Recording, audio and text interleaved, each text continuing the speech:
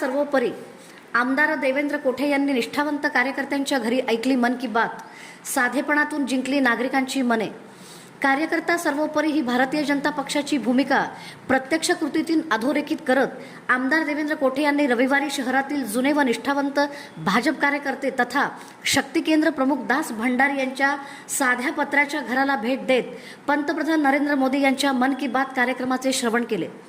कार्यक्रमानंतर आमदार कोठे यांनी दास भंडारी व त्यांच्या कुटुंबियांशी मनमोकळा संवाद साधला, चहापान केले, तसेच परिसरातील नागरिकांच्या अडचणी जाणून घेतल्या।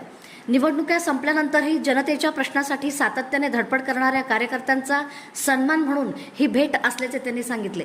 यावेळी नगरसेवक मेघनाथ येमूल यांच्यासह श्रीकांत वाडेकर हेही उपस्थित होते।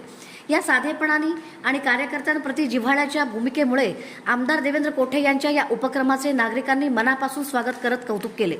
यावेळी आमदार देवेंद्र कोठे यांनी सांगितले की भाजपाच्या यशामागे कार्यकर्त्यांचे मोलाचे योगदान आहे, त्यामुळे यापुढेही मन की बात हा कार्यक्रम अशाच निष्ठावंत कार्यकर्त्यांच्या घरी जाऊन ऐकण्याचा माझा मानस आहे। जय श्रीराम, जय श्रीराम, जय श्रीराम, जय श्रीराम। नरेंद्र जी मोदी, तुम आगे बढ़ो, हम तुम्हारे साथ।